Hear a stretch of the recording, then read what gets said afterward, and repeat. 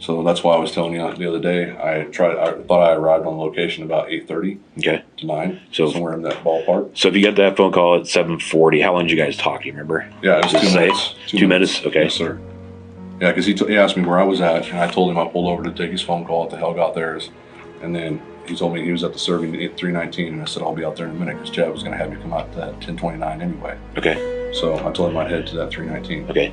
Was Chris scheduled to go to 319 that morning? He told me on Friday, whenever we spoke with Cody, because he was right there, because I took the call on Bluetooth because I was parked in the parking lot. Mm-hmm. Whenever he found out about the leak, he said, I'll go out and look at that thing first thing Monday morning. Chris said he was going to go out first thing Monday morning. First thing Monday morning. And take a look at the 319. Yes, sir. To try to verify that whether or not that line was leaking or not. And I believe he called Cody, and when I talked to Cody, he called Cody on Friday or Sunday at 5 p.m. and told him that he was going to head out to Cervi first thing Monday morning.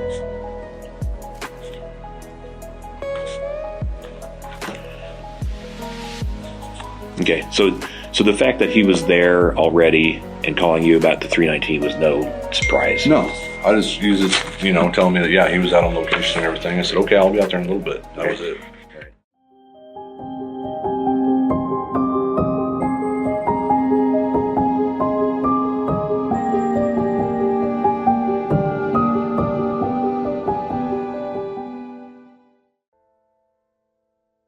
So we wanted to sit down with you again for just 2 minutes, clarify some timeline stuff. Okay. And ask you a few more questions if you're all right with that. Yes, sir. So let's see. 8, 17, 18. What the fuck?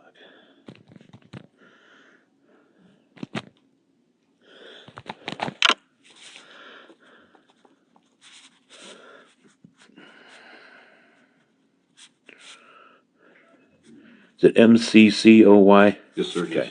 What's your date of birth, Troy? 3/26/1985. 85. What's your home address? It's the Avenue of something's. They need to rename their streets there, sounds like. It What's the actually zip makes up there? 80634. 80634.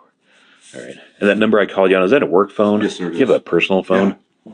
I don't remember it since me and my That's wife fine. changed it. No Because problem. we're from Kansas, so Oh, you are? I had that one memorized. Where are you from, Kansas? Elkhart, I don't know far where that one is. southwest corner. Okay. My number is 970-238-0358. All right. How recent is that?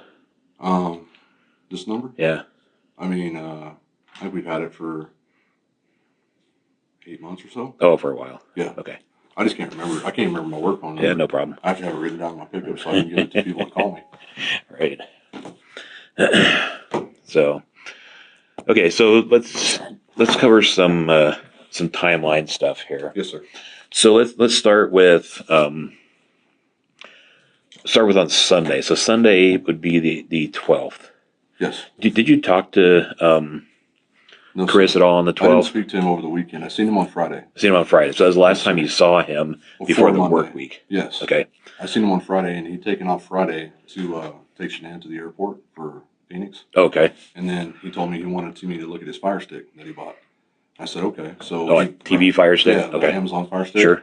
So before the workday ended on Friday, he's told me that he'd meet me at the Safeway parking lot there in Fort Lupton.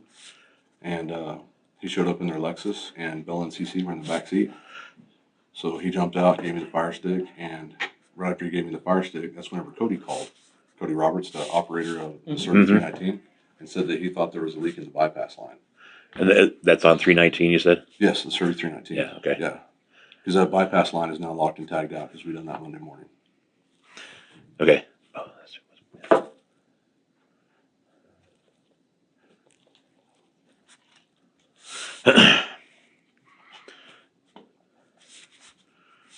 okay, so Bella and CC. Or CC. Yeah. CC were in the back seat. Yes, sir. And was Shanann? No, sir. Was she He'd in the already front taken seat? her to the airport. You already took her there? Yes. Do you remember about what time this was?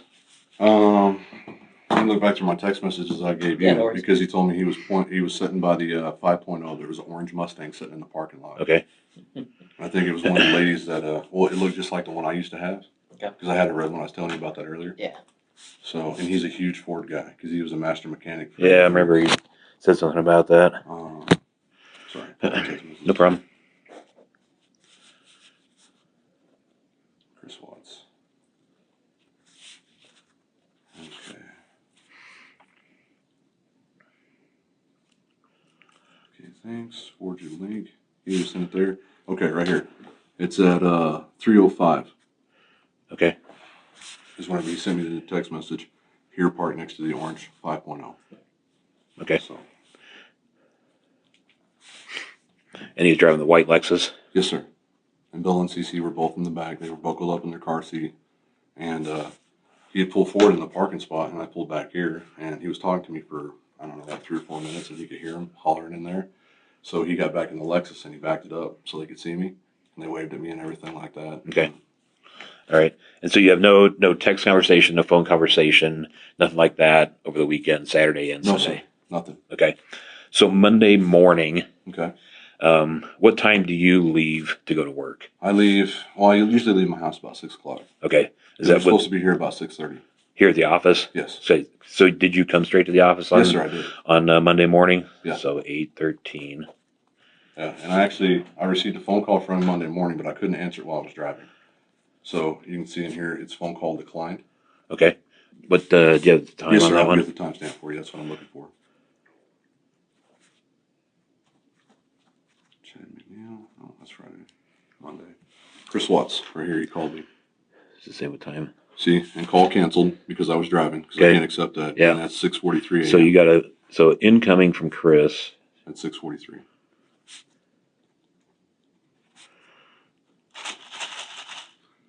I have to drink water all the time. I have a partial put in about 1.5 years ago. And my goodness, man, you get freaking dry mouth from that Really? damn thing.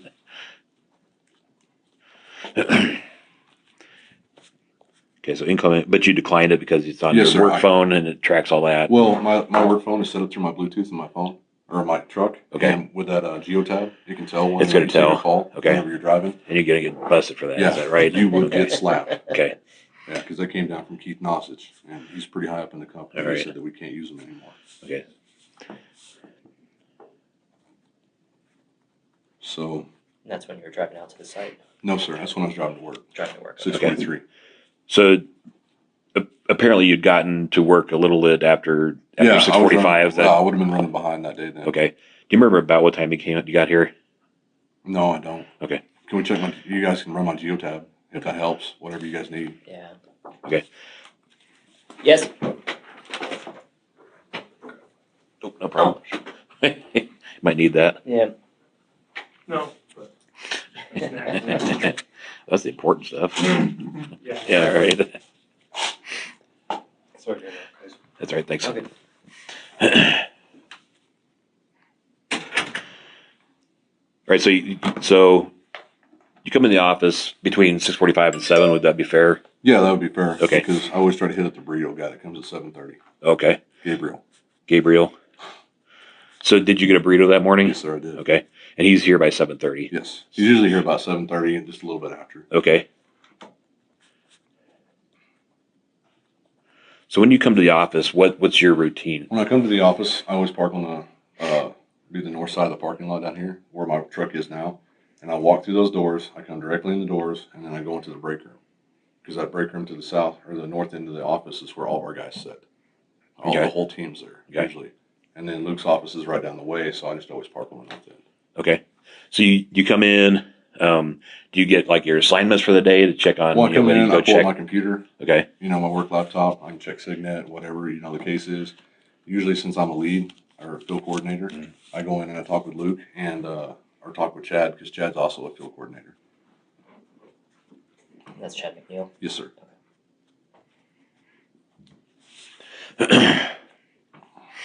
So when you come in and check with those guys, what do you establish your route for the day or your routine for the day? The Or topics for the day. I mean, Okay. whatever a gentleman needs. I sent out an email last week on Friday night telling him that we need to start checking plungers in our wells because they're supposed to be checked quarterly, would be what Anadarko is supposed to require.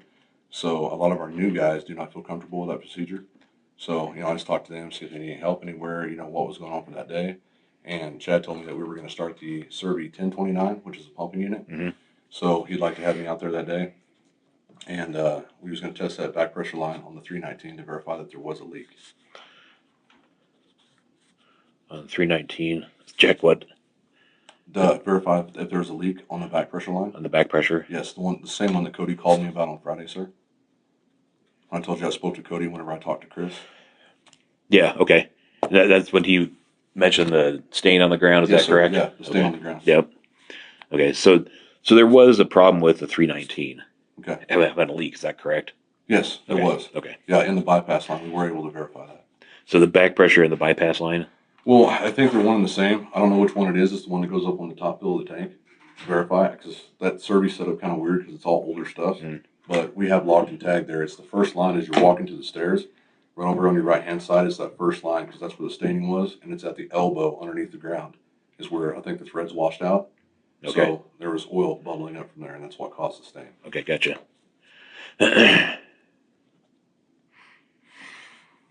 Okay, what time do you leave here on Monday?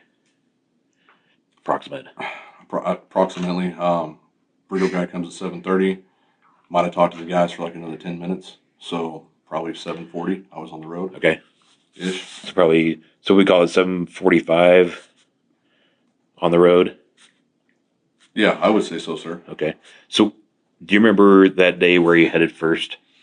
My first location was going to be to head out to Cervi. So, well, okay. The Do Cervi you remember 319. the 319 or the 1029? No, it was a 319 because they were testing that bypass line because I had the call from Chris here. Let me verify.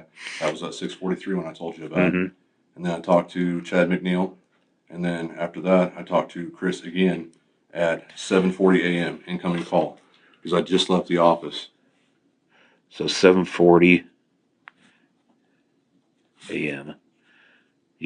Was it another call from Chris? Yeah, it was another call from Chris. So by Okay. 7:40, whenever I pulled over to take this phone call, I believe I was at the intersection of Old County Road 37 and I think it's 18 right there where the Hell Got Theirs is. So 37 and 18. Yes. I had to pull over to the side of the road and park right because they're building a new construction there. Okay. The Gracie horizontals are going in, so the Hell Got Theirs is the old location that held that lease. So I just pulled off the road right there to be able to take the call. How far is that from here? How far is that from the office? Yeah. I'm sorry. How far where you took that call? How far is that from here? From the 319? No, from here. From the office. From the office, yeah. Okay. I don't know. You just go right down to 22. You turn on 22. So I'd say about maybe 10 minutes. So maybe I left right after the burrito. Okay. So, I mean, we can pull up my geotab, guys. That way I'm not, over the timeline. So what do you and Chris talk about? What's going on out in the field? Because he told me he was at the Cervi 319 and then he was going to test the bypass line. I said, Okay. okay, I'll be out there in just a minute to be able to help you. But, I mean, of course, I'm at County Road 52 and 37. So that's going to take me a while to get out to Cervi.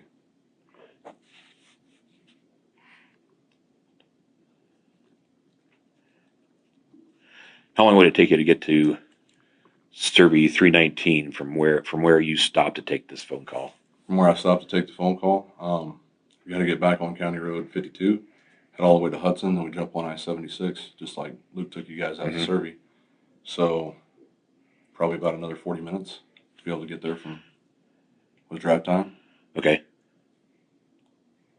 So that's why I was telling you the other day, I thought I arrived on location about 8:30 Okay. to 9, So somewhere in that ballpark. So if you got that phone call at 7:40, how long did you guys talk? Do you remember? Yeah, it was Does it 2 say? minutes. 2 minutes? Okay. Yes, sir. Yeah, because he asked me where I was at, and I told him I pulled over to take his phone call at the Hell Got Theirs, and then he told me he was at the Cervi 319, and I said I'll be out there in a minute because Chad was going to have you come out to that 1029 anyway. Okay. So I told him I'd head to that 319. Okay.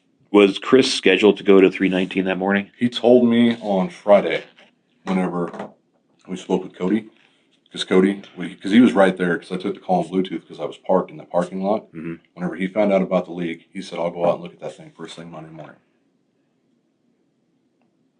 Chris said he was going to go out first thing Monday morning. First thing Monday morning. and take a look at the 319. Yes, sir. to try to verify that whether or not that line was leaking or not. And I believe he called Cody. When I talked to Cody, he called Cody on Friday or Sunday at 5 p.m. and told him that he was going to head out to Cervi first thing Monday morning.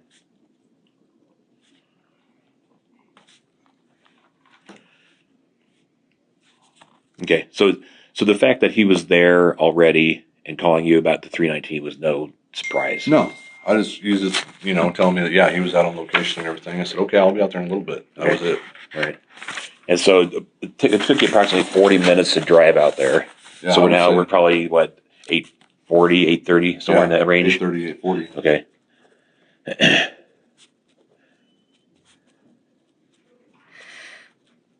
So when you get out there, who's out there when you get there? When I arrive on location, Chris is parked by the wellheads. Okay. Or the one wellhead of that location. Yep. Then we have Chad McNeil. When you say he's parked by the wellhead, where is he? Okay. Like here, you guys have a picture of location? Actually, I do. Yeah. Okay, and I can show you exactly where his truck was parked because his truck was parked where the headlights were facing toward the wellhead. Okay, his truck was parked right here.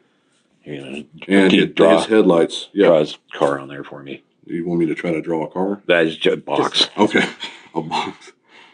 I'm like, I didn't know I was going to be testing home and drawing. Yeah, right. So which way is he facing? The headlights of the pickup are facing toward the wellhead. Okay, so let's see. So if I do this and say that his truck is pointed that way. Yeah, well, more of an angle where it's pointed directly at the wellhead. Okay. So yeah, that's exactly. It was pointed. His headlights were pointed directly at the wellhead. Okay. All right.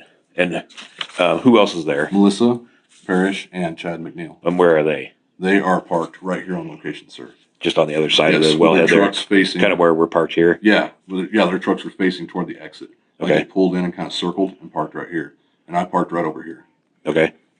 Are those typical spots to park? Yeah, I mean, I was just pulling up so we're not in any way because we're supposed to pull up where you don't have to back or anything like that. So I usually try to pull around or pull back far enough where I know that if there's a truck parked over here, I can pull around and get away, so I don't have to Okay. have anybody move their vehicles or back up, because if they back up, then that sends a designation. Okay. Was that a usual place for somebody to park where Chris parked? Now that I think about it, it is unusual. Why do you say that? Well, if you're going to test the bypass line, to me, it would make Where is more that sense. bypass line? Okay, the bypass line is coming off your separator, or I thought that, if I'm not mistaken, sir, I think the bypass line and the back pressure line are tied in, one and the same. Okay. And the back pressure line comes off from the front of the doghouse on the separator.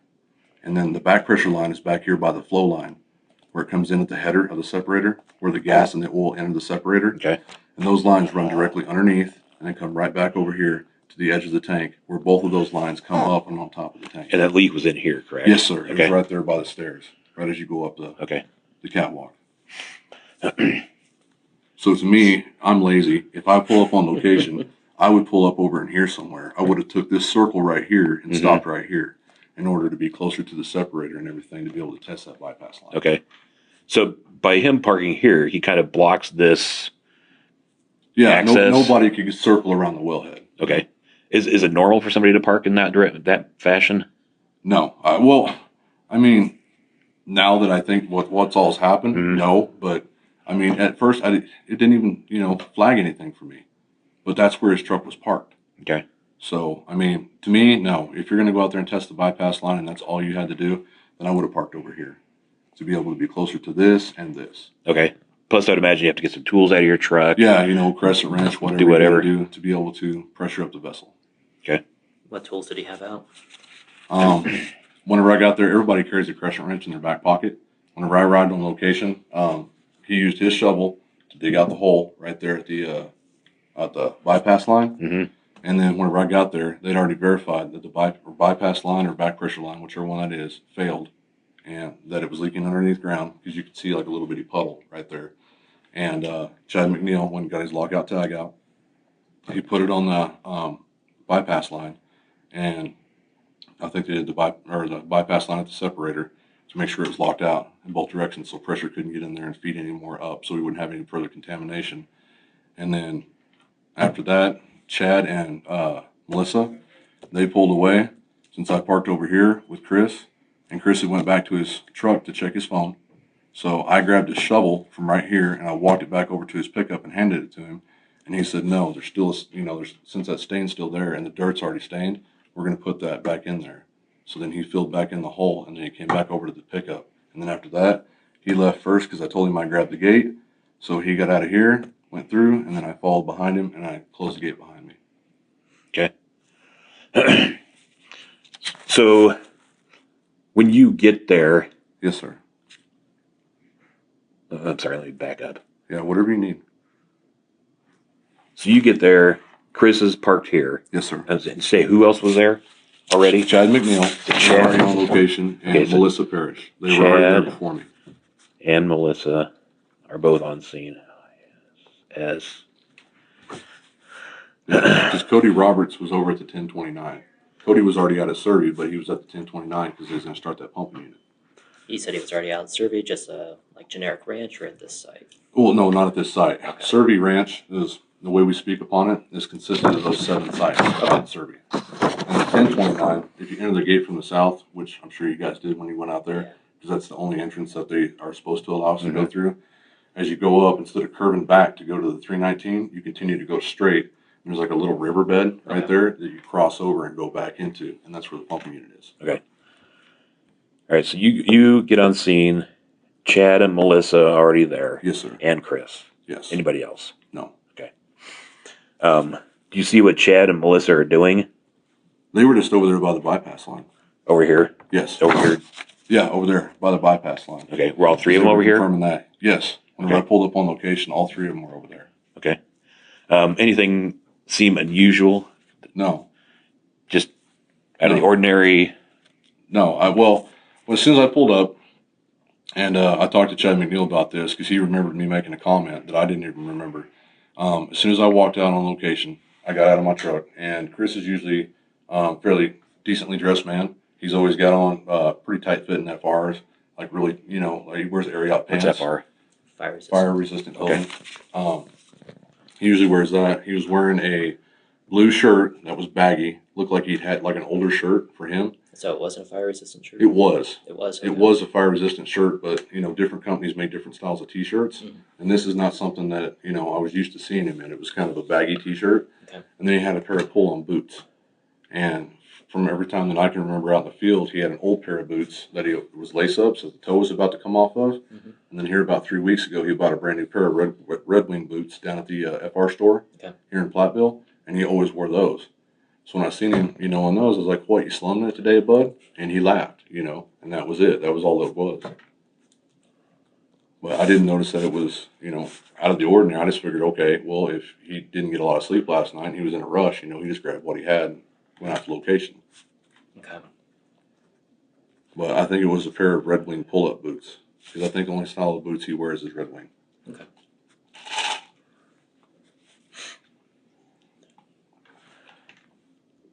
What color was the shirt? It was blue, a very dark blue, like a navy blue. Okay. And that shirt was different than the shirts that he usually wore. Yes, well, usually he wears I believe it's Area Out that makes most of ours that come from down there. They're a little bit better looking. What's the company name again? Area Out. How do you spell that? I have no idea.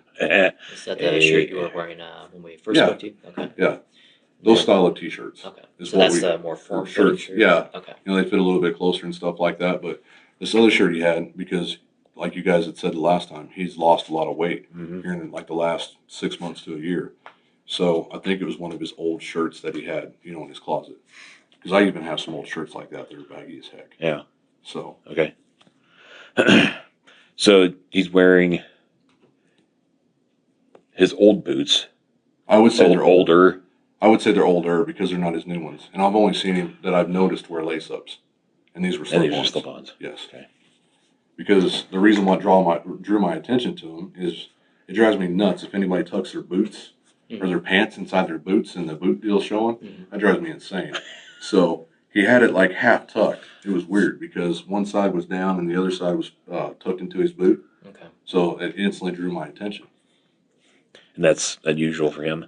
Is Yeah, he well, yeah. generally, He's when you generally see him, okay, clean cut. let me see if I can make this one make sense. So generally when you see him in a work setting, Yes. he's at least dressed. He's put together. I Yes, guess. he's Would that dressed be a way to? appropriate, yes. Okay, and I not mean- not sloppily. No, he looks like, a field coordinator looks, Okay, because, the higher up you go and everything like that, people pay more and more attention to your dress. sure. So I always try to come to work looking as nice as I possibly can. I've only got what God gave me. So, but, he was always nicely dressed. Okay. And that was just kind of threw me off. So I gave him shit about it. I just made that comment, Mhm. slumming it today. And that was it. I mean, that's as far as it went. Chad laughed, Melissa laughed. That was all. What about his pants? What kind of pants was he wearing? I believe those would have been, I think the manufacturer on those particular style pants is Bulwark. Okay. And he usually wears Ariat Mm. because they were a baggier pant than Okay. what I'm used to seeing him in. Did you notice anything, besides the bagginess, anything else about his clothing? No, I mean, that was it. I knew he was wearing it had to have been an older shirt back from whenever, Mhm. he was bigger, and then the pants and the boots. Did you notice if his shirt was dirtier than normal? No, it looked His clean. pants dirtier than normal? No, Anything like that? everything looked clean. There was no stains on his pants. There was no stains on his shirt. Okay. Nothing. Did he seem out of Tired. sorts? Was he tired, sweaty, No, acting different, more quiet than usual? I know you said he's a well, quiet yeah, guy. he's kind of a quiet guy, but that particular day, I try to joke around because I joke around with everybody. That's just the guy that I am in the group, and he would kind of joke around a little bit and stuff like that, but that was it. He was quiet. Some days Chris is pretty talkative. You can have an interaction with him, and then other days he's more reserved and he really doesn't engage with you whenever you do that because we joke about things. We both watched a lot of the same movies, and stuff like that. So we say stupid movie lines, Mhm. and he Okay. just wasn't replying like he normally would. But I didn't think it was out of sorts at the time because of the fact that, okay, well maybe he woke up late. He's tired. I don't know. So you guys show up there, you mess with the back pressure line. Did you get it fixed at that point, or We is did it not get it fixed, sir. okay? That line is still currently, as far as I know, locked out, tagged out. Okay. So how long are you guys on scene to try to fix that? Well, since they'd already diagnosed the problem, we wasn't there a very short period, like 10 minutes, 15 minutes, I'm guessing, Okay. that I was there. Okay. Because So they had already been there before me and diagnosed that it was leaking. so once it's diagnosed that it's leaking, you guys figure out that you can't fix it right at the moment. Right. You guys move on. Yeah, well, we have to move on. As long as it's locked and tagged out Mhm. and that line wasn't going to interfere, they wanted us to open up that top field because that location is a Thames location, which is, the Thames is what helps with emissions. So we don't emit any gas out of the top of the Sure. V patch or anything. So they wanted that line open, and that's the only reason why it was open. Because Cody didn't even open that line until last week. So we went ahead and closed it, locked and tagged it out. The well was still able to run because it was almost a load out there. I think Cody said it had about 9 foot in it. Makes about 2 inches a day. He said by Thursday or Friday, that tank should be ready to haul. So that's what we did. We left it running. So and just so I'm clear, everybody left when you guys left. Yeah, they Okay. left, and then. And did you guys return to the 319 at all? No, sir. that day? I didn't return to the 319 that day. I went back over to the 1029. Okay. The 1029 pumping unit is where we were. Everybody. Yeah, well, Melissa, Cody was over there because Cody was already at the 1019 prior. Okay. And then Chris pulled I'm up, sorry, and is then I pulled up behind him. 1019 or 1029? 1029. Okay. 1029. I'll make sure we're talking about the right one. Yeah, I'm sorry. That's all right. 319 to 1029. Yes, I know. 1149s, yeah. Yeah, there's so Okay. many different well names, man. Yeah. Okay, so let me do that one again. So Yes, everybody sir. left, Yes. and then everybody went over to the 1029. Yes, sir. Is that The correct? 1029. Okay, But along him and with I were Cody. the last ones on the 319 location Okay. because I was standing over by that valve that we locked and tagged out, Mhm. and Chris was over by his pickup. Melissa and Chad got in their trucks, and they drove off and said, "We'll see you guys at the 1029." I said, "Okay." So I grabbed his shovel, walked it over to his pickup, and he said, "No, there's still staining on that ground, so we need to cover that up." So he covered it up. We got in the truck. I told him I closed the gate. He left, and then I left. What's the point of covering it up? Just 'cause Covering I'm up curious. well, if a state inspector comes out and they find like a puddle of oil right there, then that would be a fine instantly. Okay. But if there's this staining on the ground, then you have a chance to investigate what happened. So we're still going to get the line fixed, but until the line was fixed, they wanted the line covered up. Gotcha. Just curious. No, that's fine. All right. So you guys leave and go to the 1029. Yes, sir. And you guys stay there for the rest of the day? I was there for almost the rest of the day. I didn't leave until around 2 o'clock. Okay. What But- about Chris? Chris, I'm thinking it's about 11 o'clock to noon. Is whenever, because he kept getting phone calls from a lady that was at the house, ringing the doorbell and everything like that, and couldn't get a hold of Shanann. Because she tried to call her, I guess, several times that morning and said that she'd missed the doctor's appointment or whatever that she had. Okay. So he was worried. He told me that he was getting worried about it because nobody could reach her. So about 11 o'clock or so, he told us he was going home.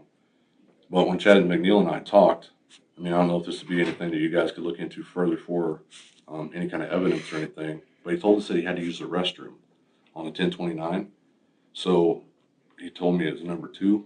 So he told us, well, I said, let's go over there by that tank at the 1029. Mm-hmm. So he backed his truck into the sunflowers at the 1029 and used the restroom. Okay. I mean, that's not out of the norm for us because we don't have porta potties out there, but I mean, that is something that he did do on that location. Okay.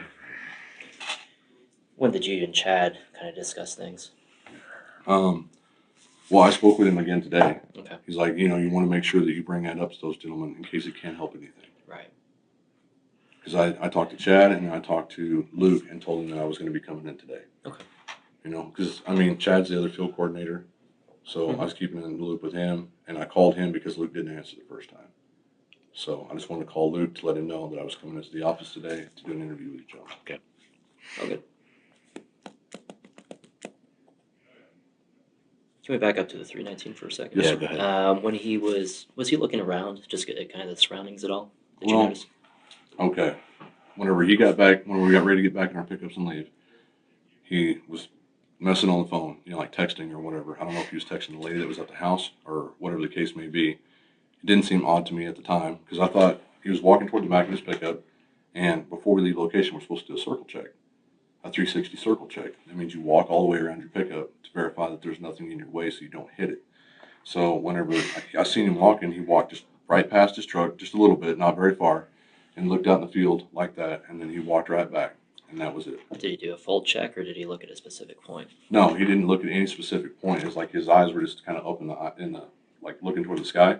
Okay. He just had his head up and just kind of looked around like that, and then turned around and walked right back. So was he looking out into the field, or was Yes, he looking back he was over the looking out pad into the field. to the south? Yeah, that would be. I guess that would be the south. I get confused when I'm not Yeah. there. Basically Okay. towards 76. So- All right, if South he's is parked that right way. here. Yeah, he walked right past his pickup, just a little ways, not like super far, but just right past his pickup because I thought he was doing a circle check. And then he looked out, just looked across the field real quick, and then he walked right back to his truck and got in. So was he off the pad out here in the weeds? Yeah, well, yeah, because way he parked his truck with his tailgate, his tailgate was right kind of by the weeds. Right back here? Yeah, right back here. Okay.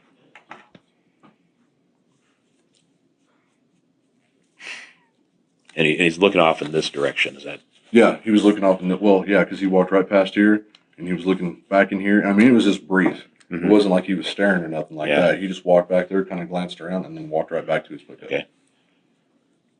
But if you're doing a safety check, you should be looking Yeah, if here, you're doing a not circle check, here. you should be walking right next to your pickup. You check your wheel wells and everything Yeah. to verify that there's nothing there or anything behind you when you go to back up, that you're going to hit, because we have a lot of operators hit fixed objects. I'm sure. So, yeah, I would be one. it's a big deal. I'm So, sure it is. Yeah. Yeah. Is there anything out here that would be of interest at all? No, because I mean, the well pad for this site is just right here. Okay. This is just fenced off right out in here because there is a fence around this whole entire location, and then the gate right there. And we're supposed to keep the gate closed because the landowner or the gentleman that rents the ground doesn't want his cattle inside this, 'cause Right. it doesn't hit any valves or Oh, nothing yeah. like that. So that's all there is right here, because the wellhead's here, your separator's here, your tank's here. That's the only thing that we mess with right there. Okay. Yeah. Fair enough. And then when you got to the site, I think you said he had a shovel and he was already digging. Well, no, the shovel was already, whenever I got to the 319, they'd already dug it up. Okay. His shovel was standing right next to the freaking catwalk. So whenever I walked up, his shovel was right up here, Okay. and the hole had already been dug How big of right a there. That big around, hole? How deep? 8 inches. Okay.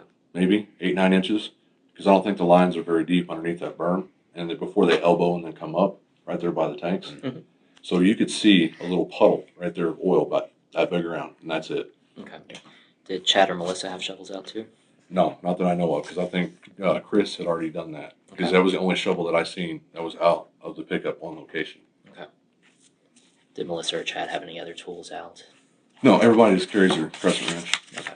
So that's our thing. As soon as we get out of the truck as operators, 90% of our job will focus on a 12-inch crescent wrench. Okay. So I always carry that in my back pocket even when I hop out, because we use them to change or turn the wing valves on the wellhead, the inlet valves, the separator, the dump valves, everything. We use the 12-inch for everything. Okay. So if you jump out of your truck without the crescent wrench, it's kind of like you're useless. Yeah. Okay. Yeah. I always give everybody, all the new guys heck whenever they jump out. I was like, you haven't been operating very long, have you? Because you forgot your crescent wrench. I was like, shit. So they'll go back and get it out of their pickup. Okay. So. Yeah, fair enough. All right. And then, so Chris is getting phone calls and texts. Can't find Shanann. Right. And he says he's worried about her. And then he leaves at some point. Do you remember about when that was? I would say between 11 and 12. Okay. Somewhere in that time frame window. I don't remember exactly. I know I'll wear a watch, but, I didn't think anything was Didn't out pay of the attention. norm Yeah. at Okay. all. So No. I didn't, attribute that to anything. Yeah. And how far is it from the 1029 to the 319? 1029 to the 319. Like 5 minutes, So it's pretty close. 10 minutes. Yeah, it's not that far away. I mean, you have to take that road, go out back out of the 319, then you head back toward that original gate. Mm-hmm. But as soon as you hit that intersection where you turn and go to the gate, you can turn right, and then you head up that hill just a little ways. And then, like I was telling you, that riverbed, and you cross the riverbed, and the 1029's right there. Okay. So all those wells are pretty short driving distance from each other. Yeah. Right. Okay. And to your knowledge, he didn't go back to the 319. No. But Chad and I were staying on location at the 1029 because we had to call, I think, Steve Ergonati, and he shoots fluid levels for us because we had that pumping unit going for almost 2 hours, and the stuffing box was heating up. And the polish rod, because there was no fluid, it wouldn't bring any fluid down hole. So I don't know if something's happened down hole with the pump, but the stuffing box is right on top of the wellhead, and as soon as that thing heats up, you have to keep spraying it or putting grease on it or anything like that to keep it cool. Because as soon as you burn those rubbers, if any fluid does come up, then it would go all over the place. Sure. Yeah. So we had to shut the unit down, change out the stuffing box rubbers, and then we gave Steve Ergonati a call, and he has a echometer type deal where he shoots nitrogen into the backside of the casing so you can see the fluid level.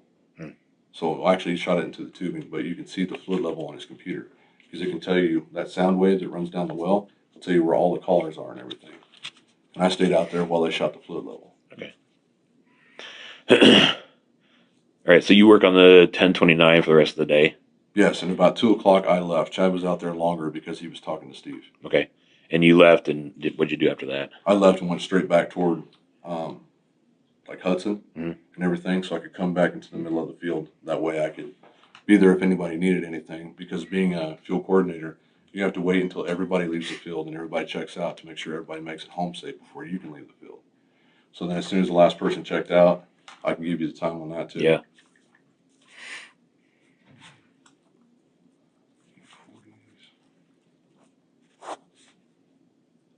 Spreadly bar. Okay, that's Thursday. Sorry, there's been a lot of activity in the group messages. Yeah, I'm sure No, there I has. get it. Yeah.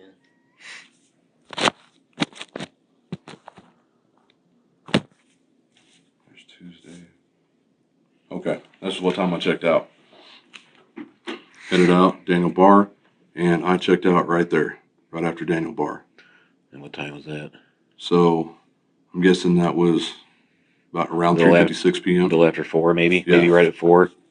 And Chris didn't send the message when he was leaving the field, so I put Chris's out as well. Okay. Everybody have a good evening. Can you scroll up to the beginning of the day? I understand that. Oh yeah, that's usually, fine, sir. No. When you check into a site too, most people will use the group me to say, "Hey, I'm here," or "I'm over here." Okay, or that's whatever the case is. Saturday, Sunday, because this is Victor Zambala. He worked the weekend. Okay. All right, and then Cody at 6:30 or 6:28 a.m. in the field. Yeah. We're out in the field. I don't know. Luke saying that Alex is on PTO. Okay. So Tony or Robbie to please cover that route. And I got a O2 hit at 11:21 a.m. on my gas monitor Okay. because I was getting a pipe wrench out of my toolbox, and if you stand too close to that exhaust while your truck's running, Oh yeah. it'll give you a hit. So the IOC called me 3 Things kind of times. sensitive. Oh yeah, Wow. they had to call me 3 times because now anytime our monitors ding or we get a hit, Yeah. the IOC calls to verify that we're okay. Okay. And then Okay. Okay. Would it be unusual for people to not check in on grouping? no, not all the time. Okay. I mean, if you're out in the field, and as long as it's usually after 6:30 ish, Alex Ray, he'll always send a message whenever he's out in the field, and usually Alex gets out there real early, like 5:30. He's almost like my alarm because he sends a message whenever he gets out to the field. But he was off all the way from Monday till Thursday, I believe. Okay. And What that's about- on Luke's calendar down there if we need that stuff. Okay. What about for Chris? Does he usually check in? No, usually he comes to the office. Usually comes to Yeah. the office. Because usually we just see all each other out in the office because he usually carries a big red jug that he fills up with water every morning. It's about yay big, and he always gets water at the ice machine down there in the break room. So for Monday, would it have been unusual for him to not stop at the office first? Well, he told me on Friday that he was going out to the 319 Right. to check out that leak. Okay. So we didn't think anything of it. Yeah, but just overall, is Just that so, yeah, because he always comes to the office. okay? You know? Always or I would most of the say time? pretty much always. Okay. You know, he's there because that's where him and I meet because we're both field coordinators, and he'll talk to me about any issues that we're going to have out in the field that day or what we need to do. Okay. So we'll just go over that, and then we'll head to whatever locations we need to. But I always meet him every morning down there in the break room. Okay. Do you know why he was so quick to jump on this 319 No, to sir, go check it? I don't. I mean, because we're all the way back at Friday, Right, and he's talking about, hey, I'll go Monday and do it. right. No, and Cody's like, okay. You know, because Cody's the operator out there, so. And why wasn't Cody fixing it? Well, Cody found the stain, and Cody found that stain later on in the evening. I can see what time on Friday. Cody Okay. called me. Yeah. And he said he was going to run back to a couple different locations and back to at least one of the locations out there where he had some oil gator. Mhm. And that's just some stuff that we can mix in with the ground, any kind of oil that sets in there, and that'll help break that stuff down and everything and remediate that stuff. Okay. Let's see. Would it be typical for somebody to declare ahead days out, like before the weekend starts, that hey, I'm going to be doing this, or would that usually be something you do the Well, morning of? Chris just said since he lived on 52, right off Highway 52, that it's a straight shot from him to leave his house, go straight to Hudson, and jump on 76 Okay. and go out there and verify it. And usually when we verify a line that's got a leak, we usually have more than one person out there. Okay. That way, if we do send pressure to that line, one person could be here verifying, the other person could be at the separator sending the pressure. That way, if there is a leak, we can hurry up and shut it off. Okay. That way we don't have excess contamination. Mm-hmm. Right. And Yeah, that makes sense. whenever Cody Roberts called me the last time, because I called him and asked him how it was going, and then he called me again whenever I was in the parking lot on Friday of that week, was at 3:13 p.m. Whenever Cody Roberts called me and identified that there was a leak out at Cervi Ranch, or at least at the time he suspected that there was a leak. Okay. And I told him, don't worry about it, dude. It's Friday, we'll double check it on Monday. We can go out there on Monday morning and verify. And that's whenever Chris said, I'll go out there on Monday morning. Okay. So, Is he usually one to volunteer for something like that? yeah, usually he is. I mean, he's really good about doing that stuff.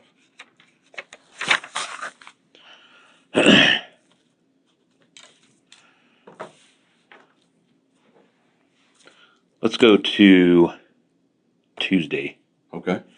Tuesday morning, tell me what you do. Tuesday morning, I come into the office, meet with the group, talk about whatever we got to do that day. I know that we had training set up to go, because Luke sent out a message for training that we had to have at the Aquaterra State. So I went to the Aquaterra State. First?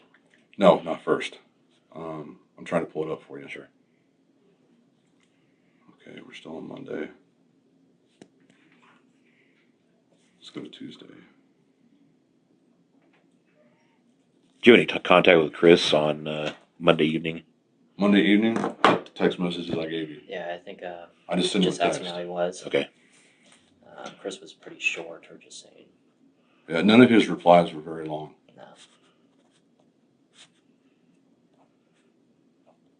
And then Luke sent out in the group me that morning at 6:31 that Chris would not be in that day. 6:31. Yes, because I guess he called and talked to Chris Tuesday morning. Who did? Luke Apple. Luke. Okay. Okay, they ordered an air compressor. Everyone meet me at the Aquaterra State, 1836 at 11:15 p.m.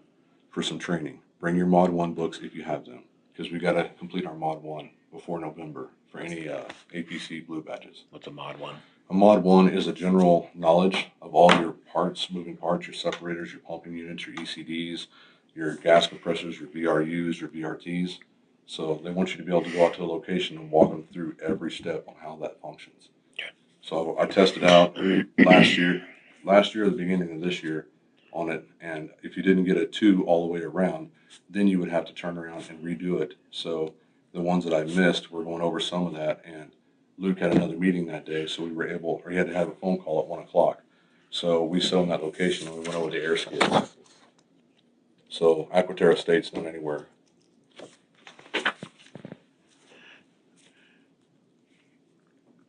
All right. So Tuesday morning, you came here. Yes. Got your burrito. Yes. All right. And what do you do?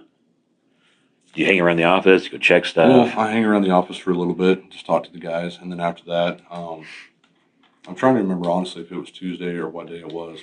Victor Zambala was having trouble gauging the tank, so I went out with him because he's one of our new guys. He's having trouble color cutting, and that was at the Canon 6768. And Where's I that went one at? there, right off County Road 22. So fairly close. Yeah, County Road 22 and 31. Okay. So, I'm trying to remember whether or not Tuesday, because Tuesday you guys had me come back, I believe, to the office. I think we spoke Wednesday. Was it Wednesday? Yeah. Yeah, I think it was came in? Wednesday. Okay. Well, okay, I got a call from an officer in Frederick, but that was at 2 o'clock or something like that. So I know I either helped gauge tanks or something that morning, and I told them that we needed to head to training, so we headed out. Or did I go with Daniel Barr? I don't know. If you guys pull my card aside, you guys can tell exactly where I was. I was either with Daniel Barr or Victor Zambala that day. Okay. And then you go to the training. Yeah, we go to the training. What time was that? Training. Well, that we had to be there by, 11:15, is that what I said? Yeah, I think that was what you said. Yeah, 11:15 for the Mod 1 training. So I show up at the Mod 1 training. And where was that at? The Aquaterra State. Where's that at? Aquaterra State is, I don't know what the intersecting county road is, but 47 and 4, and then you go east a quarter and south into.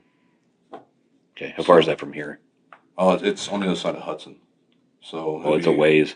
Yeah, it's on the other side. Like if you take 52 out, like you're going through Hudson, Mhm. straight through Hudson, the first road right outside of Hudson, if you're heading to the east, is County Road 47. First dirt road that goes south. So you take that dirt road, go south all the way to County Road 4, and then from 4 over about a quarter of a mile, and then south into. Oh, Okay. Is that like a training center for you guys? No, that's just a vertical that they wasted a lot of money on. Okay. Well, it's built closest to the HZ sites. I think it's the only site that we have in the field that has pneumatic air, Okay. where all the dumps and everything are run off air compressors. So that's the reason why he went there to train us, because he wanted to go over the air compressor portion of the training. Okay. So how long does the training last? Almost until 1 o'clock, because Luke had 15 minutes until he had to be on the phone whenever we were wrapping up. Okay. So what do you do after you leave the training? Okay, there from that point, I've got everything here going through my head, and I'm like, what the hell's going on? Because it's been since Monday since we've heard anything from Shanann. Okay. Right. Wait, let me stop you there. No, you're fine. So you said you got everything in your head. Tell me what that means. Well, everything that's going on. With Chris took off Okay. work, and I'm worried about his wife and his kids because I've known his wife and his kids, I've been over, hung out with Shanann, hung out with Bella and everything. So I'm like, what's going on here? And he's been real short with me on text messages, Mhm. and there's been no news updates. I've been seeing, stuff coming out if people are looking for me, everybody's sharing it on Facebook.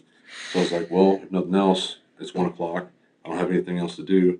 I'll head back out toward that that 319 Okay. and, you know, see if I see anything out of the norm and stuff like that. And that's the same time that that officer called me, What prompts you to want to go to the 319? because that was the first location we were at that morning. Okay, just cause, or Yeah, something's tripping your honestly. suspicion here, obviously. Well, I mean, honestly, because I seen him in the different clothes.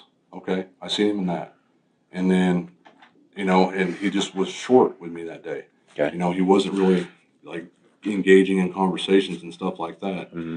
And then all of a sudden, you know, 11 o'clock to noon, his wife's gone. You know, Mm-hmm. supposedly, and you know, he thought that she went to a friend's house or whatever. I'm like, this is, you know, even in my head, it's not adding up. So you've been thinking about this quite a bit as Well, I love Monday my went guys along I work and- with. They're all like my brothers. yeah. You know, honestly. You know, you can ask my whole group. I would do anything in the world for them, you know. I'd be there for them. They can talk to me about anything, you know, and everything. And I was like, man, this is just so weird because they're such a picture-perfect couple. And then all of a sudden she's just gone, Mhm. you know. And that didn't make any sense to me because by then we'd heard that the cell phone was there, the kids' medication was there, the purse was there at the house, everything. And Shanann and the girls were gone. That didn't make any sense to me. Okay. Because Shanann lives on that phone because that's what her business is that phone. Mm-hmm. Right. So I drove out to the 319, and as soon as I went through the gate was already open. There was a water truck driver on location, Okay. and from MPT, and I signed his JSA. So I parked out by the wellhead, and I didn't want to alert the guy that I was, you know, out there looking for anything odd and suspicious or anything like that. So You know what time that was? It was around 2 o'clock or so. I Okay. arrived out there, and I talked to the gentleman and everything like that. I told him, I was like, well, I think, you know, I might have forgot a crescent wrench or whatever, because I didn't want him to tell him, because I didn't know if I should look around the field or what I should do. So that's what I told him. Okay. You know, and then I signed his JSA, and I turned around and looked at the clock, and it's like, it's so freaking late that by the time I get out of Cervi Ranch and back to, you know, the area around like County Road 22 and, you know, 37, kind of like a baseline, if somebody needs me, then I'm going to be way too far away. So I went ahead and just got back in my truck after I signed his JSA and left location Okay. Why did you sign that? because I'm supposed to. Okay. What is I it? have what to is, sign that what JSA. is a JSA? Job site analysis. Okay. So these contractors that work for us, if they pull up on a location, they pull a tank, which he pulled the open top water pit is what he pulled. That's what he was hooked up to. So this water truck driver, do you know who that is? No, sir, I don't know his name. Okay. But I did sign his JSA. Okay. Did Is you that know? what this is? I signed electronically. He just handed it to me and said, sign this. Because it's his JSA. So you're supposed to go through the steps in order to pull procedures. Yes, that's exactly what that is. Okay. So this thing here has a list of all these questions, and who filled all this out? He would have. He did. Yes, sir. Okay. And this is something he fills out every time he goes You're on supposed site. to. Every time you go, well, not every time you go on a site, but if you're pulling a load of water, you know, like if they're just driving up on a site, they don't have to pull one out. But if you're doing any kind of work that's outside the realm of normal activity, but for them, that's their job. So they're required to fill out a JSA for Anadarko. Okay. So they have to fill out the JSA, and they have to go through their job steps and everything. When we were pulled up, he had his vent line and everything in the right direction. You know, he had it vented away from his truck, you know, and the wind wasn't blowing toward his pickup or nothing like that. Where is he parked when you get here? He is parked, okay, your water pit's right here. Yep. He is parked right here. Is that a normal place for him to park? Yeah, that's a normal place, I would say, for him to park, so he can, because I believe you have to go over the top to pull these open top pits. So he would just put his load line inside that pit right there and then pull out the sludge. Okay. And he was hauling this load to the OPF. Where? The OPF, the oil polishing facility, Okay. Where's that at? that's on County Road 49. Where do you park when you pull up on Tuesday? When I pulled up on Tuesday, I went right by him, right over here, and I pulled up right about here on the location. Okay. And then he walked over from his pickup before I ever even got out of my truck, and he was right here. And I signed the JSA right there. Okay. Did he ask you what you were doing? Yeah, and I told him I was looking for a crescent wrench. Okay. But that was bullshit. Well, I didn't, just because things have been so out of sorts, I wanted to, you know, to go out here to see if I seen anything because I've spoken to the officer too. Okay. When you remember what the officer's name that you spoke to? I got a voicemail. And I spoke to him at like 2:04. But, you know, things in my head weren't adding up correctly Mm-hmm. in my eyes. So I do have a voicemail from him.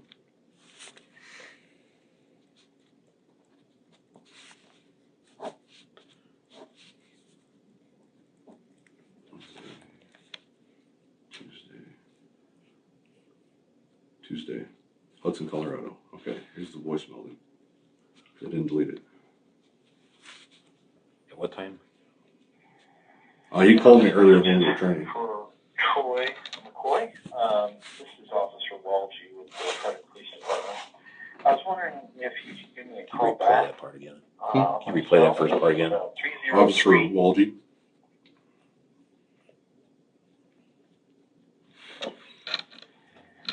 Hello, this message is for Troy McCoy. This is Officer Walgie with the Frederick Police Department. I was wondering if you could give me a call back on my cell. It's 303 500 4073. Again, that's 303 500 4073. I was calling you with regard to we're working on trying to find a missing person. And I was going to ask you, Christopher Watts, I believe that you work with him, gave your name as someone that he was going to meet yesterday in the early morning, possibly would meet, or that you work out at a site where he was going to be working. So, anyway, he gave your name. I was just wanted to talk to you. A couple questions with regard to Chris, and that would be it. So, if you can give me a call again, Officer Walgie, W-A-L-J-E of the Frederick Police Department. If you feel more comfortable, Yeah, really. you can certainly call the police department. I'm currently there, currently here, I should say, and I can talk to you at the office if you feel more comfortable calling that number. But again, my cell is 303 500 4073 in case I have to leave. Thank you. Good night. All right, thanks. Yeah, no problem.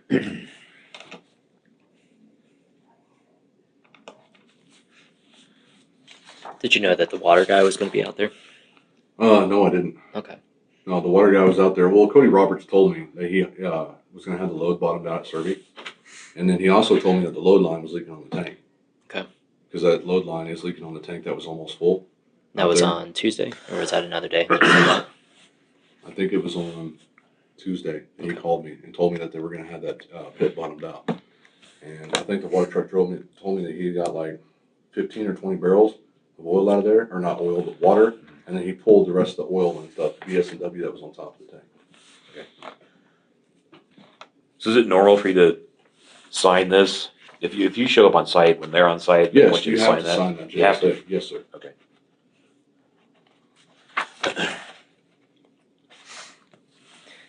Okay. So you pull up around here, approximately here.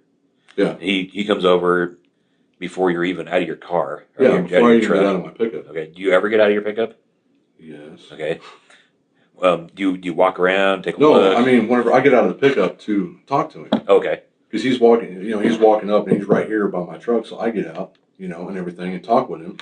And then he told me, that he's here to pull a load and everything like that. And I need to sign his JSA. And the screen is scratched to hell on that JSA. I'm sure it is. You couldn't read nothing if you wanted to. So I input my name. And then I asked him, I said, where do I sign, sir? So I handed it back to him. He handed it back to me after he got me to the screen where I needed to sign.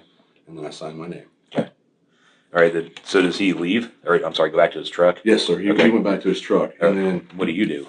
I get back in my truck because then I looked at the clock and it's already freaking like 2:04 around that time period. So I'm going to go ahead and get back in my truck and I just leave location. Okay. So you were there for what, 5-10 minutes at I most? wasn't there. No, sir. I wasn't there very long at all. Okay. And the gentleman told me that if he found my crescent wrench, that he would lay it up on, the battery or the tank or the separator for me. Okay. So. All right. Did you have a chance to look out in this direction at all? No, sir, I He didn't. was just on you that quick. Yeah, he was just right there next to me. So Okay. I was like, okay, and that's good too because they're supposed to be able to approach people. Mhm. As soon as they see somebody pull up on location, they will approach you. Okay. They're supposed to. That's what they're supposed to do. So I wasn't shocked to see him or nothing like that, but he was just right there at the pickup. So I signed the JSA and, Because in my heart of hearts, I didn't want to believe that Chris had done anything. You know, I've been his friend for 2.5 years, you know, but with Shanann not getting back to anybody, you know, even like calling her parents and just being like, hey, you know, I'm fine. Yeah. I'm safe and sound. Bella and the kids are with me. We're good. You know, I was like, that was the location that he was at that morning. So that's why I went out there. Okay. Because, you know, everybody's looking for clues and tips, anything that can help. And I honestly just want to help. And really do. something's needling you about this. Yeah, it is. Well, I mean, you know, I didn't say it in our first interview, but the clothes. Mm-hmm. The clothes, it was just different to me. And then whenever I told you about how he walked by the back of his truck, it was odd. And then now all of a sudden I find out, you know, the next day that his girls are gone and there's a missing persons report and everything for him and nobody's heard nothing from him. You know, I'm a father. If my wife was gone and everything like that, I'd be freaking out. You know? Oh, yeah. And, you know, he's just like, hey guys, I gotta go. You know, it wasn't like necessarily like a panic whenever he took There's off no that day. urgency to it. You know, but he's like, hey, you know, I just got to go. And that's all he said. Because he rolled down his window and he pulled up to Chad McNeil's pickup that day. And he's like, hey, guys, I got to go. You know, something's not right at home. And then he drove off. How did he drive? And he just pulled away normal. It wasn't like he was in a fire rush, you know. Mm-hmm. If I had my friends calling me and telling me, you know, or my wife's friends, that my wife was missing and my 4 kids weren't at home, I'd be freaking out, honestly. Pedal to the metal. Yeah. Yeah. I'm with you. Why did you park there? Because that's where I seen him parked. And when the oil and water guy approached you, why didn't you just keep looking around like you had originally intended? After he approached me and everything, because I was looking at the clock, because I need to be off somewhere close to the time frame, like 2:30ish and stuff like that, Okay. so I can actually get home, because I live in Greeley, Mhm. and from Greeley to Cervi is a heck of a long drive, you know, and my Yeah, wife it's ways. babysits and everything else, so I want to get home whenever it's close to time, because I'm not trying to milk the clock, any extra overtime or anything like that. Right. So after he approached me, we talked for, you know, just a couple minutes and everything like that. He told me that if he found my crest branch, that he'd put in a tank battery for me. And that was it. I got right back in my pickup. I drove around slowly to the location, you know, drove around the edge of the location right here. I just drove around right here, Okay. you know, and then just went ahead and took off. Why didn't you tell him the truth? Because I didn't want to tell him that I was searching for any kind of suspicious things on location. What would have been wrong with that, though, if you had just said that? Well, I know, but I mean, at the time, whenever I was approached, that's what I said, honestly. Okay. I mean, I'm not here to lie to you guys, you know. I'm upfront and honest about it. Obviously, you guys knew I was there, and I've got no problem telling you exactly why I was on location. So, Did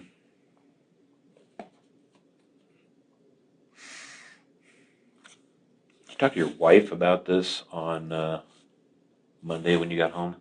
well, yeah, because Shanann and Juanita, you know, do the Thrive thing. Mhm. Because Juanita's a promoter as well, but she's never even hit her 4K on that. You know, and it just doesn't feel right.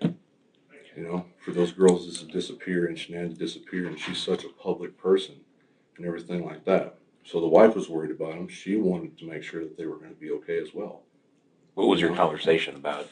Tell me, not necessarily about. Tell me what was your conversation like? Were you guys, you know, convinced something had happened, or just a little bit concerned? Well, we were concerned because I mean, it wouldn't be out of the realm of possibilities if they were having issues, you know, and she wanted to leave. If that was the case, for her to take the girls, because I figured she would, you know, and go ahead and go off to a friend's house, because he told me that he thought Shanann had went to a friend's house that morning.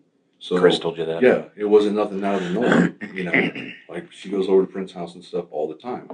But that's what I told my wife. I was like, well, I don't know if she took off, went to a friend's house, you know, whatever the case. And then later on in the day, we found out the cell phone was still there, you know, and everything, the purse, all that kind of stuff. And then it just didn't start adding up. You know, you never want to think that one of your coworkers would be capable of doing something like that to a person, you know, anything. And then. So, at what point do you start to think that Chris has done something?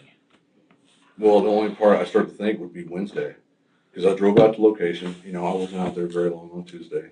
I didn't see anything out of the norm while I was there, but I really didn't look around. You know, I was just got back in my pickup and drove off. And then Wednesday, I didn't text him at all. Nothing. I didn't, you know, try to check on him, anything. And then, okay, then Wednesday would be the day that you guys called me, roughly around 10 o'clock. Just or something so. like that, I think it Yeah, was. and then I come back to the office and have a talk with you, Joe. Were you out at this location ever again after Tuesday? No, sir, I wasn't. Never again. Do you know who else has been out at that location since Cody say Roberts was out at that location on Tuesday. Tuesday? He had to do something out there. I think Cody Roberts was out there, though. Do you remember about Yeah. what time? No, sir, I don't. That's just from Cody talking to me, and Okay. telling me that he was out on location. Okay. Yeah. What about Melissa or Chad or anybody like that? Did they ever go back to 319? Well, I think Melissa would have been back out there because Melissa's been chatting with Cody. Okay. Because Cody starts automation cross training next week. Okay. So that's the whole reason why Melissa was out there anyway. Right. Because she's not the normal operator. She's just a trainee that just got signed off on her SOPs, standard operating procedures. Mhm. And then now we're feeling comfortable enough to let her run a route and see how she does. Okay. So that just happened to be the particular route which she drew. Okay. Would there be any reason for anybody to drive out here in the weeds? Out in No, the sir. grass There would be or no anything? reason at all for anybody to do that. Is that permitted? You guys get No, fussy for that? No, yeah. You like whenever you're out of Cervi Ranch, if you read that sign, it's posted Mhm. by that gate. Oh yeah, it's got the You rules stay on on the it. ranch Yeah. road. That's right. You don't want to be caught outside of those ranch on on the leash roads that are out there because you will get your butt ripped. Yeah. I mean, most of our landowners that we have are like that. Yeah, sure. You know, even Mr. Batting is that way.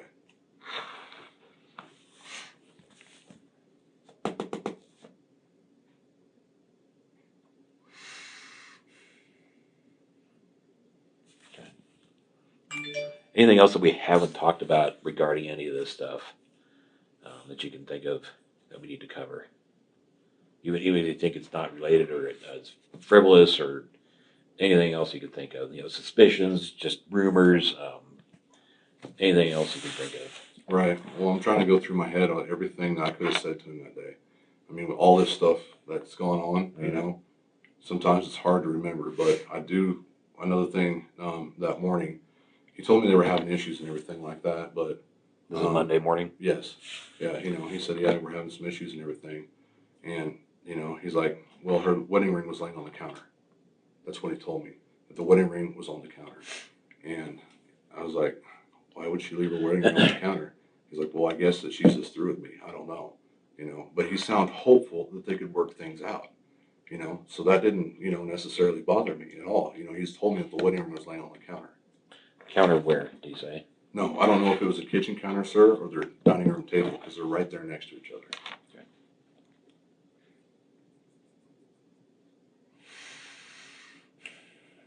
Did he say anything about, hey, this is going to be hard on the kids? Anything like that? No, he never spoke of his girls.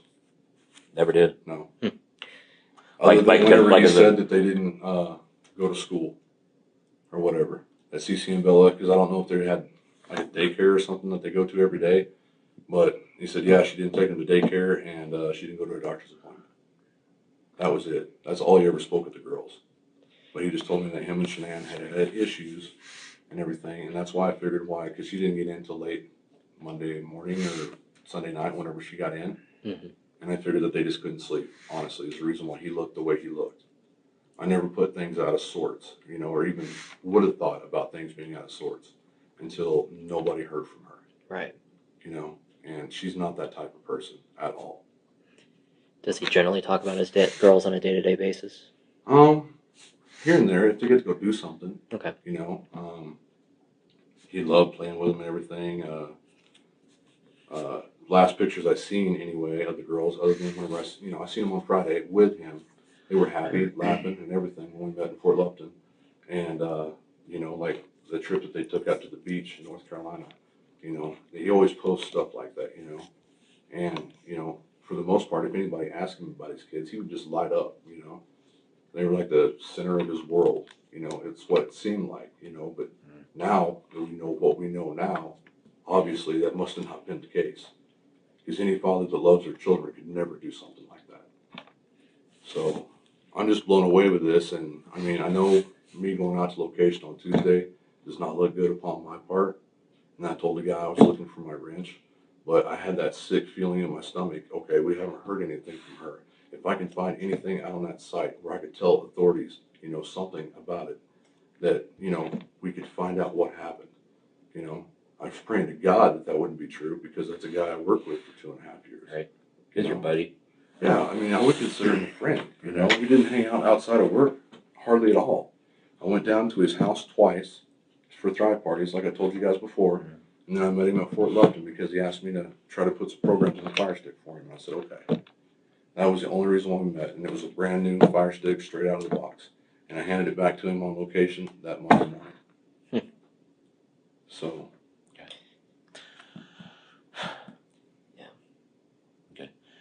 No, but just understand that we had come across this information about you being on site on Tuesday, Right. and it just one of these loose ends that we need to No, tie and up. I understand And, that. you You know, know, that's why I said I had no problem to come down and talk to you. Sure, no problem. And I appreciate that. And I think you pretty well told me that you recognized that something was wrong, and you put a few things together that's It just tripping seemed your like something was suspicion. off. That's why one of the first things I brought up to you guys is, yeah, okay, we're at the 319. That was the site that I met him on. I got a map out in my truck. Anything I can do to help. I went and got you guys a map so you guys could take pictures of it or whatever. You called me and asked if we'd go out to Cervi Ranch together. I said, yes, sir. Yep. You know, I didn't hesitate, and I drove straight from County Road 37 and 52, where I received your phone call, straight to Hudson and waited there for you until you guys arrived on location. Yeah. Because, Yeah. I mean, I wanted to help. Yeah, no, and I didn't know it was going to turn out this sure, way. no, and I appreciate it. We appreciate that. But and obviously you thought something was up because that wasn't adding up. Yeah, I mean, I pay attention to a lot of things. I mean, I've got like ADD. You know, I notice stuff that's just different. You know, that a lot of people just kind of gloss over. But I've got so much that runs through my mind all the time. I don't remember everything. But then Chad and I started talking about the day that we were on that location, and that's whenever I remembered all that stuff. So I was like, okay, I'm going to have a meeting with those gentlemen today. I'll tell them everything that I know, just to see if I can help out in any way, shape, or form. Because, I mean, I can't believe what happened. Yeah. That's absolutely terrible. And then to read on number 7 or something like that, the tanks were involved with that too. You know, possibly. I don't know if that's the truth or not. And I don't know if you guys can't say that's part of the investigation, but I was standing right there by those tanks, you know. And if I was that close to that blows my mind. It honestly does. I don't even know how to process this. You know, I was starting to feel better a little bit, talking to the counselor a little bit. I didn't talk to him one-on-one. We talked to him in the group, you know. And my buddy Tony Brown, he was bawling. You know, Chad McNeil was visibly upset. I'd been crying most of the night once I found out the news. And I don't know. I mean, anything I can do to help you guys, I'm more than willing to. Yeah, we appreciate that. But I just don't know. This is absolutely horrible. I've never been a part of this in my life. I've never been in trouble in my life, you know. I don't have any experience with talking to officers or nothing. Yeah, well, and understand, we're not accusing you of anything. Right, yeah. You know? I mean, but I know it looks terrible. It's just one of those loose ends we I'm need the to tie closest up. one in the group Yeah. to him, you know? It's just one of those loose ends we need to tie up. No, I understand. come back and I can say, yeah, he told us about X, Y, and Z, and this is why he was there. Yeah, You I know? mean, because I wanted to be honest with you guys. Yeah, and we appreciate that. Yeah. So, did Anadarko bring in a counselor for you guys? They did. It was a gentleman. It was an older gentleman. I don't remember his name. I've got the paperwork that he gave us for. We have like a counseling hotline that we can call if we need any help. And I believe he was here yesterday. Today's Friday, right? Yeah. Yeah. Okay, he's here today as well. Yeah. Okay. Because we had our meeting yesterday morning, and he sat and talked to us for about an hour. You know, and then our boss came in and talked to us, and he said, "I'm sorry that I wasn't able to, be able to say anything to you guys or anything about what had happened." Because it was Wednesday night, right, that it came across the news that he had confessed. Is that correct? Yeah. that Yeah, seems late right. late Wednesday Sorry, night. Yeah, I think. late Wednesday night, because My I was day is almost just- asleep, and then Tony Brown calls me, and he's bawling his eyes out. Yeah. And I said, this can't be true. And then we pulled it up, and we seen that it was true. And my wife cried unconsolably for an hour and a half. I was trying to calm her down. I mean, it's just been tough on everybody. Yeah. So Yeah. I can't imagine the way that those families feel, because they've been absolutely ripped apart. Oh yeah. You know, and then to find out that she was pregnant with a little boy. Yeah. They invited me to their gender reveal party, and then it got deleted. I didn't know who deleted it or nothing, but it just, no gender reveal party. Because I believe that was supposed to take place on the 16th. Speaking of that, That do you was know yesterday. who Nicole Utef? Other than seeing her on the news, sir, for the interview that she did. Yeah. That's the only. That's the only person, that's the only way you know who that is? No. Okay. Well, the other person, that Nicholas, that you guys have got going. Nicholas. Well, not you guys, but interviews that you guys have seen online. He's a bald gentleman. And in this interview on the news, he's sitting on a park bench with his wife right next to him. Mm-hmm. That was the gentleman I was telling you about that Chris would run with all the time. Okay. That he was running together trying to Yeah. get 5Ks Yeah. and stuff. Okay. Yeah, we Gotcha. talked to him. Okay. But no, I didn't know any of the other Thrive group outside of any of that. Okay. Because the Thrive party that we went to, we built a vision board, which I still have in my house, and my wife still has hers. Because you're supposed to put your goals and cut out pictures and all that. So we done that with them. We ate supper with them. But like I said, that was, like February-ish or something, Yeah. Because I just met Shanann for the first time at our Anadarko Christmas party. This most recent one? Yeah, the last year's Christmas party, and I don't know what date that was or anything, sir, but, because I text Chris and everything because we've been working together, long enough, and he wanted to sit by my wife and I. So we hollered at them. I got to meet Shanann, and found out how bubbly her personality was and just how awesome she was, and then I guess she had lupus, and by taking Thrive, it was able to help her, Yeah. And so my wife is suffering from acid reflux and everything, and she said, well, that might help you. So I got my wife on Thrive, and she's been doing better ever since, And I thank Shanann for that because Juanita had to take medications all the time that just weren't helping her, So, It's a terrible circumstance, no matter how you look at it. it is bad. I mean, the only other situation that I've ever been close to that would even resemble this at all, which it doesn't, would be my dad's passing. And that's the closest I've been to anything like that. I've been pretty fortunate in my life not to have anybody I know ever have any serious trouble, or nothing like that, or anybody else that I know personally pass. All my friends are still alive, by the grace of God. Thank God for that. Mm-hmm. But to have something like this happen, for the guy that I spoke with every freaking day for 2.5 years, and then just to go like that. And like I said on Friday, when I met him, he seemed fine, man. He was laughing, smiling. He went to the console, and it might still be in the console of that vehicle. They had gum, like little bubble gum deal. It was white, and it was like tangerine. And he gave it to each one of his girls, and he asked me would I like a piece of gum, and I took a piece of gum from him. It's not off at all on Friday at all. Just normal Chris. And I can't fathom what would have happened between that time frame for any of this to take place. I just can't. But, Yeah. I mean, anything y'all need from me, Yeah, we appreciate that. I'm more than willing to help because I don't know what I can do at this point. Yeah. Well, Obviously seek counseling because this has affected you. I mean, it's affected pretty much everybody involved, us included. Just especially from being out at the site and the folks who, gone through the recovery process. It's I a asked terrible the gentleman, circumstance. once that it was confirmed that something was out on the site. Whenever I drove home yesterday, because they wouldn't let me drive my truck because I was a freaking wreck.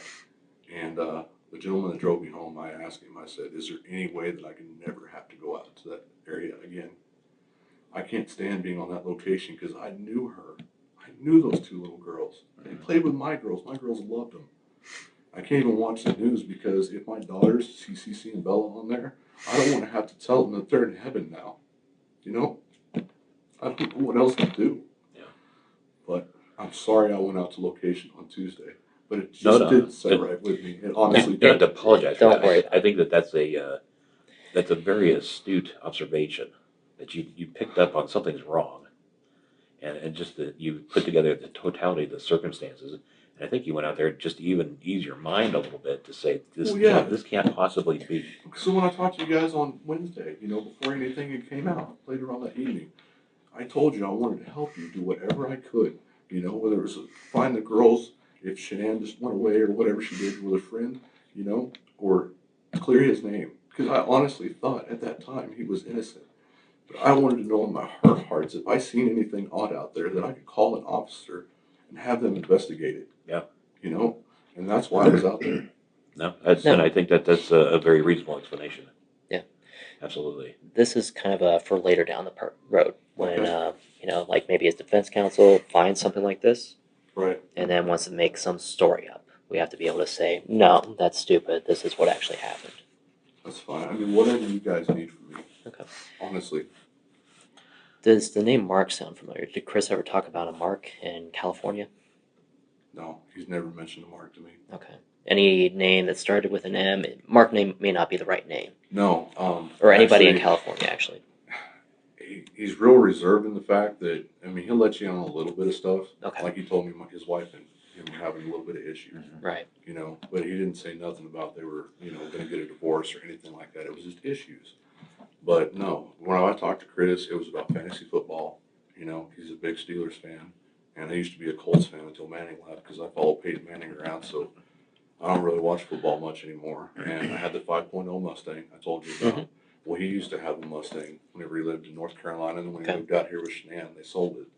But he had it all souped up and everything. And since he was a Ford mechanic, I talked to him about issues or questions that I had with my Mustang. And then my wife has she had a Ford Flex, one of the ugliest vehicles on the road. Yeah. And we kept having issues with that because I bought it outright. Yeah. And that was my fault. I bought it from like one of those buy here, pay here places, but Oh, I just yeah. paid cash for it and it was terrible. Yeah. Had a hole in the gas tank. I drive it for Nice. 2 weeks and the transmission goes out. Nice. So that was Even like better. $5,000. Yeah, right. So no, I'd ask him questions about all that kind of stuff all the time. So all of our conversations were mostly upbeat, you know, talking about sports, you know, stuff like that. And since I, you know, could sense just from, you know, him telling me that they were having issues, I never asked. That's not my business. You know, that's not my place. What goes on behind their closed doors, that's their business, you know, because my wife and I almost went through a divorce 2 years ago, and I was the same way, you know, so I understood. Have you talked to Luke last couple yes, days? sir. Yes, How's he doing? pretty rough. Yeah. I heard he was pretty twisted up. Yeah, I spoke to him today, and just because I wanted to touch base with my supervisors and tell them that I was coming in today. And he said, okay, buddy, you know, if you need anything, he asked me, did he need to drive up? Because he was at the office today. He brought his personal Suburban down because the gentlemen that weren't able to drive home, Victor Zavala and Daniel Barr, and I believe Melissa. Melissa didn't catch a ride with the gentleman yesterday, but Victor Zavala and Daniel Barr did. So Luke lives out in Wiggins, so he picked those guys up and brought them in his Suburban. And he asked me, did I need to ride down here, you know, to have an interview with you guys? And I said, no, it's okay. I said, have my wife and kids drive me down. That way I can go ahead and pick up my work truck, you know, and drive it back home. So, Okay. but yeah, he's pretty shaken. Yeah. You know, and Chad McNeil, he's Mhm. pretty shaken as well. And then Tony Brown, he was just all sorts of tore up. I've never seen that man cry in my life. And he was just sobbing the whole entire time we were at the office. And we were talking, you know, about how to, you know, try to let things go and everything, you know, and move on to the future. This guy drew out like a little diagram on the board. I mean, he was just almost inconsolable, you know. And it's just tough because I'm looked to as leadership in the group. You know, we're right below Luke, you know, for answers and everything. So all those guys talk to me all the time, you know, and that's why I feel like they're all brothers. You know, I do anything for them. And, you know, even Melissa's a sister, you know, even though she's new to the group, she's excellent. You know, she used to be an EMT and everything. So it's pretty cool having her part of the group. Yeah. But. All right. Well, thanks for coming down and talking to us again. Yeah, Oh, you're thank welcome, sir. You know, if you think of anything, I gave you my card last time, didn't I? Yes, sir, you did. I believe I still have both of your Okay. cards. Let Yeah, me verify that, though. Yep. If you think of anything, you know, give me a call or send me an email. Okay. Appreciate that. Yeah. Philip Jones? Yep. And Greg? Is that there? Okay, I don't want to mess that up because That's I'm terrible at pronouncing That's it. right. Yeah. I need So to you cook have on been phonics cold. sometimes. I've been cold a lot worse. So Yeah. But make sure you talk this whole situation through with people just for your own mental health, because this is a terrible situation, Yeah. no matter how you slice it. So everybody's been affected by it that was close to him, family, coworkers, Yeah. neighbors, pretty much You know, everybody, the whole I community. wish that I knew, but like I seen on Facebook, they're raising a GoFundMe page. Okay. To be able to, I think, get Shanann and the girls back out to North Carolina so they can be, Yeah. you know, laid to rest properly. Oh, yeah. And I called Luke and asked him if Anadarko would be willing to donate. And he went to some of the higher ups, you know, and all I got to do is take a picture of that link and be able to send it to them. And I think they're going to try to donate to be able to help out the family that's good. to get them back home. That's Because good. all of us were blindsided by this. Oh, yeah. It was no just doubt. terrible. Yeah. So, well, even from our point of view, Anadarko has been very nice to us. Yes. So, Yeah. And they've really gone above and beyond. And I think you're blessed to work for the company that you work for because they really have stepped up. Yeah, and Yeah. I've been with them for 11 years, and it just seems like we had a bad stretch of luck last year. Firestone. Yeah, that shit yeah. That happens. was a horrible, horrible incident. Yeah. And then now, it's already on the news that he worked for us. Yeah. So I don't know what that's going to do. Yeah. Eventually. Yeah. So, all right. Thank you. Appreciate Yeah, it. Thank you guys. I really do appreciate it, man. Hey, no problem. Thank you, Luke. Thank you. Or sorry, I called you. I was thinking about Luke. I wish I was Luke, man. That's a 6-figure job right there. I got handles like that. Oh, I can't believe what he does. I found out he's leaving our group. He's going to be a different area foreman.